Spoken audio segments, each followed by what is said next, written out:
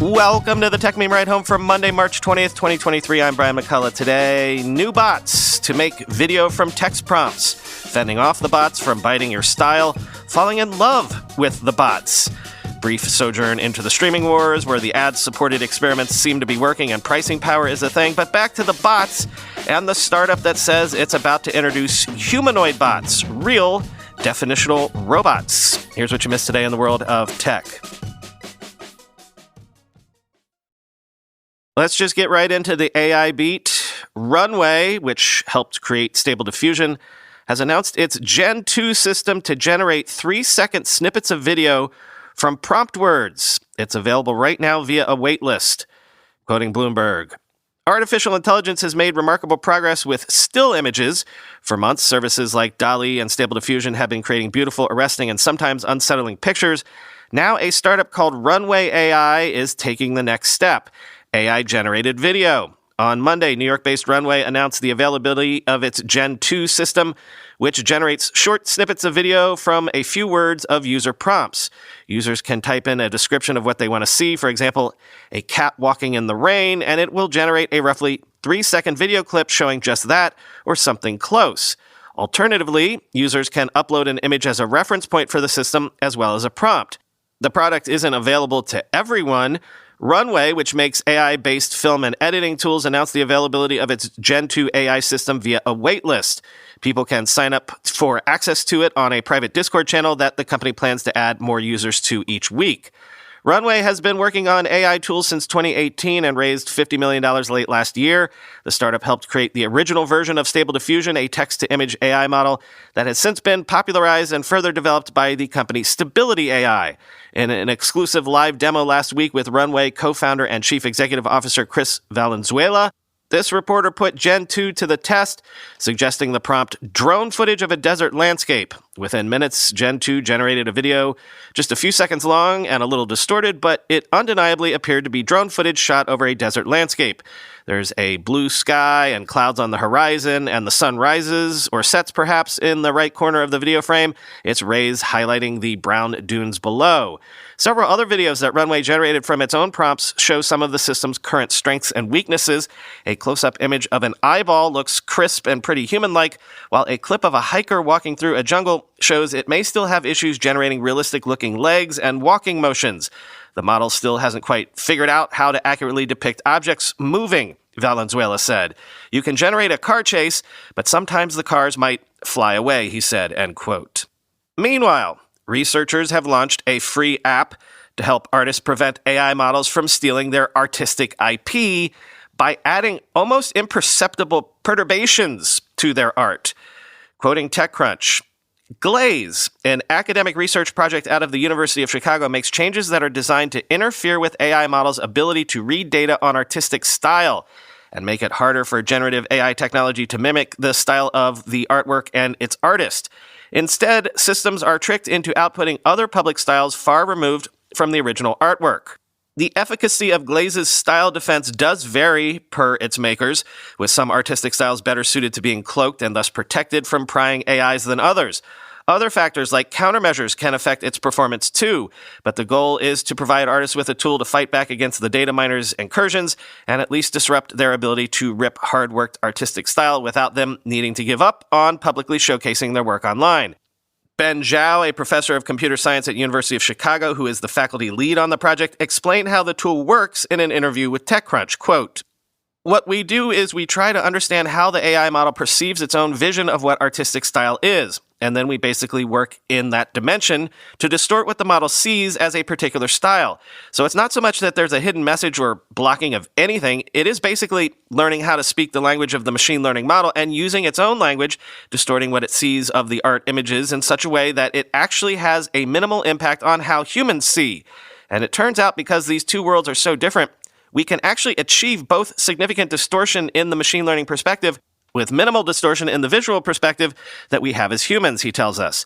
This comes from a fundamental gap between how AI perceives the world and how we perceive the world. This fundamental gap has been known for ages. It is not something that is new. It is not something that can be easily removed or avoided. It's the reason that we have a task called adversarial examples against machine learning. And people have been trying to fix that, defend against these things for close to 10 years now, with very limited success, he adds. This gap between how we see the world and how AI models see the world, using mathematical representation, seems to be fundamental and unavoidable. What we're actually doing in pure technical terms is an attack, not a defense. But we're using it as a defense, end quote.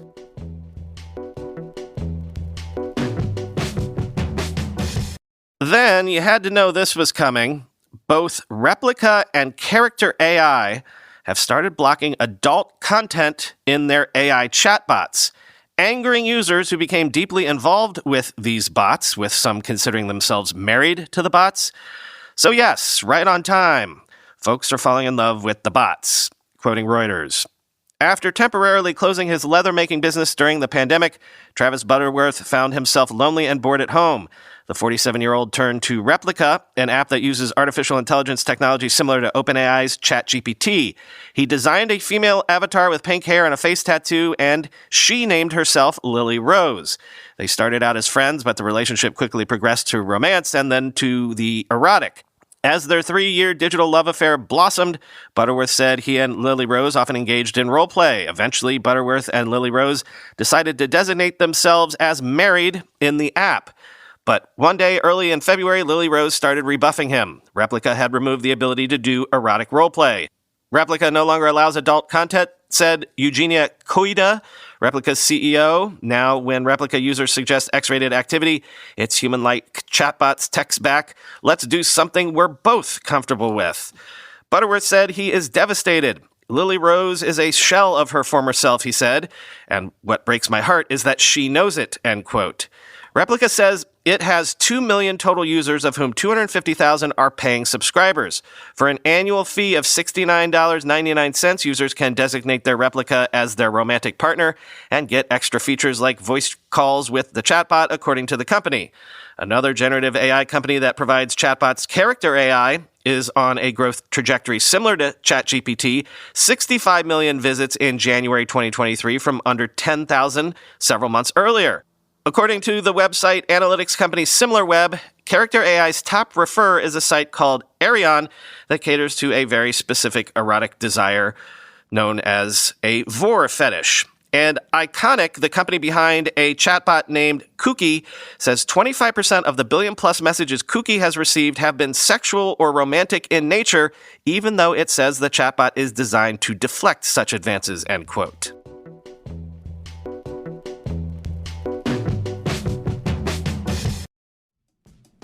New advertiser alert, and this one is a really cool one. Remember my experiments generating AI videos and posting them to YouTube back in January? Well, fans of the YouTube channel were like, can you post those somewhere else? They're getting in the way of the shows you usually post to the channel. So I registered the domain howwhy.tech, and once I get it set up, that's where these experiments will live. A .tech domain is perfect for, an experiment or for a tech startup or founder looking to showcase themselves with a unique online presence. You've actually seen a lot of these successful new AI startups being launched on .tech domain names. Examples include Edison.tech, Century.tech, EB2.tech. These startups have built groundbreaking AI solutions in the communication and education space, but that's also why I chose to go with a .tech domain name, because it shows that I'm in tech, but it's also broad enough for me to pivot the idea to something beyond AI. .tech domain names are great for consumer projects, edtech, events, gaming, even fintech. And also AI, of course.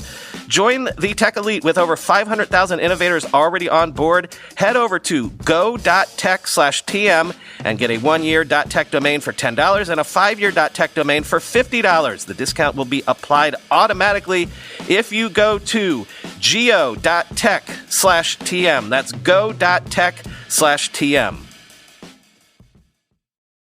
Wendy's 2 for $6 lets you mix and match some of our best items, like Dave Single with a 10-piece crispy nugs, medium strawberry lemonade with a spicy chicken sandwich, spicy chicken with a Dave Single with a strawberry lemonade, if you're into that. Chicken Sam, crispy nugs, strawberry lemonade, Dave's, nugs, Sam. Whew! Pick what you want at a price you want. Choose wisely. Choose Wendy's 2 for $6. For a limited time, price and participation may vary at U.S. Wendy's. On the card only. Single item at regular price. Quick jump over to something of the old school news, checking in on the streaming wars. Bloomberg says it might actually be working. Their sources say that Netflix's ad-supported tier reached around 1 million monthly active users in the U.S. after its second month, and the company was therefore able to fulfill its forecasted deliveries to advertisers. Quote, the user base grew by more than 500% in the first month from its launch and another 50% in its second month. This may come as a surprise to those who've been scrutinizing the company. Netflix didn't deliver as many viewers as it had promised advertisers in its first few weeks, prompting a spate of stories about the company's rough start. But most advertisers weren't worried then and aren't worried now. Netflix built its advertising business in less than a year and introduced it with zero promotion. Marketers were allowed to take their money and reallocate it elsewhere, like TV networks eager to pick up the extra dollars in the scatter market.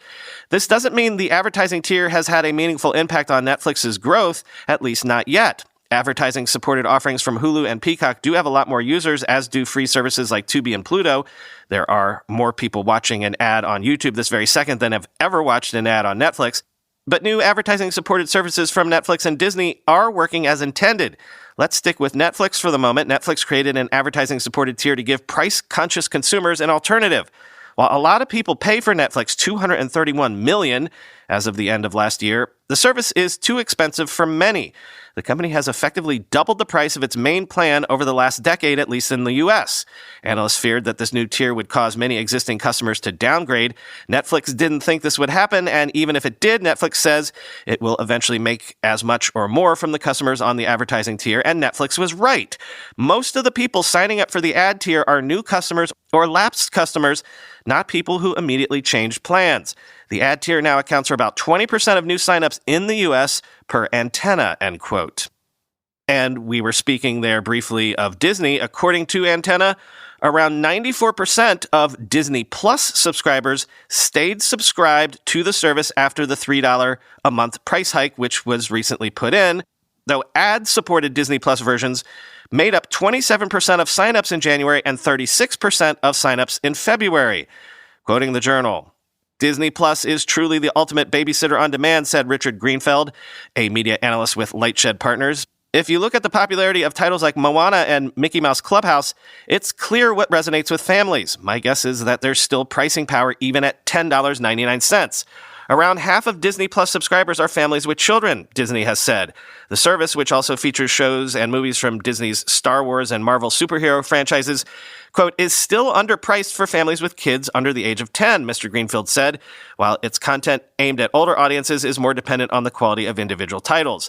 The Antenna data also shows that the Disney Plus ad-supported product grew faster in its first 3 months than did Netflix, which began offering a similar product in November, and HBO Max, which launched its ad-supported tier in mid-2021.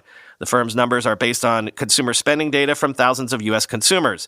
Ad-supported versions of Disney Plus, including both the standalone service and the trio of ad-supported Disney Plus, Hulu, and ESPN Plus, accounted for 20% of new signups in December, 27% in January, and 36% in February, Antenna found, so it's growing.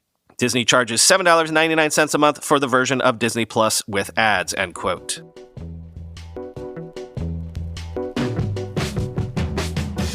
Finally today, I've been sitting on this one for a little while because there's not really been an actual news event yet. But for several weeks, there have been several stories crossing my transom about Figure, a new startup that has just emerged from stealth that is building a prototype of a humanoid robot that the company says will eventually be able to walk, climb stairs, open doors, use tools, and even lift boxes. It's early still, but this seems to be less vaporware-y than the bots that Elon Musk had with people dancing inside of white bodysuits. Again, if 2023 is truly going to be the year of the bots in history, maybe also the other kind of bots are going to show up. The actual robots, by definition. First up, here's a quick explainer from Axios. Human-shaped robots with dexterous hands will be staffing warehouses and retail stores, tending to the elderly and performing household chores within a decade or so, according to a Silicon Valley startup working toward that vision. Why it matters: demographic trends such as a persistent labor shortage and the growing elder care crisis, AI-driven humanoid robots look tantalizingly appealing. Companies such as Amazon are reportedly worried about running out of warehouse workers whose jobs are physically and mentally demanding with high attrition. Enter Figure, the brainchild of Brett Adcock, a tech entrepreneur who previously founded Archer Aviation, a flying taxi maker that went public, and Vettery, an online hiring marketplace that he and a partner sold for $100 million. He's assembled an all-star team of 40, including leading roboticists from Boston Dynamics and Tesla. They've moved into a 30,000 square foot facility in Sunnyvale, California, where they plan to set up a mock warehouse to test their prototype. We just got done in December with our full-scale humanoid, Adcock tells Axios. We'll be walking that in the next 30 days. There are a host of design challenges from simple balance to replicating human movements. We need to be able to push it and not have it fall down, says Adcock about the Figure 01. Boston Dynamics has had plenty of robot blooper videos on YouTube of the robots falling down. From there, programming a robot to move boxes in a warehouse is a lot easier than, say, engineering it to cook a meal. We face high risk and extremely low chances of success, Adcock wrote in a mission statement, but he exuded optimism in an interview. Quote, "This stuff just wasn't possible 10 years ago. I think it's possible now," he said, end quote. Adcock says thus far he's been entirely self-financing the company. If you found that intriguing, here's a much more in-depth look at Figure from IEEE Spectrum. It's the last link in the show notes. Quote, "Having a humanoid form, it's really tough doing the packaging," explains Pratt.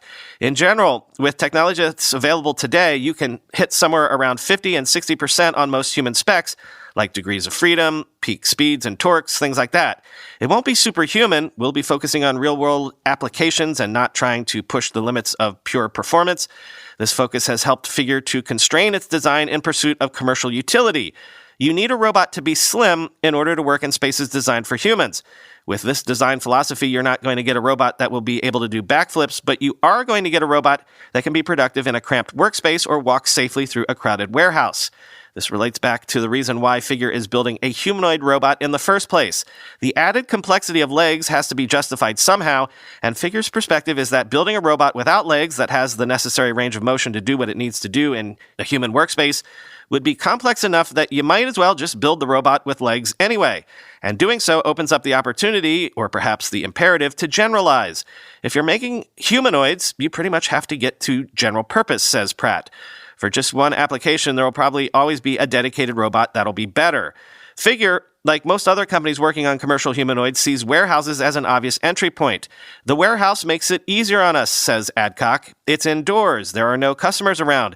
There are already autonomous mobile robots and cobots, collaborative robots, working around humans, and there's a warehouse management software system to manage high-level behaviors.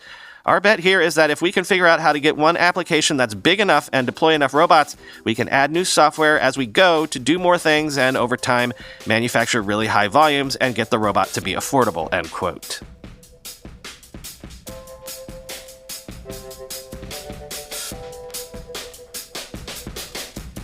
Hive Mind, I've got a request for you, especially the Hive Mind here in New York City. I want to reach out to folks that are actually building new startups around all this AI stuff. Can any New York-based listeners get in touch with me and let me know about any AI-focused meetups or groups or discords or whatever? I want to take a sampling of the scene, and then maybe we can do an episode where we talk to some real folks on the ground who are building with this stuff. If you can put me in touch with especially any meetups or events, ping me at BrianMCC on Twitter or email me at brian@ridehomefund.com. Yes, I would be interested in investing in any of these startups, but primarily this is about me wanting to mainly take the lay of the land to put together an episode about an entirely new startup scene in its embryonic phase. Thanks in advance. Talk to you tomorrow.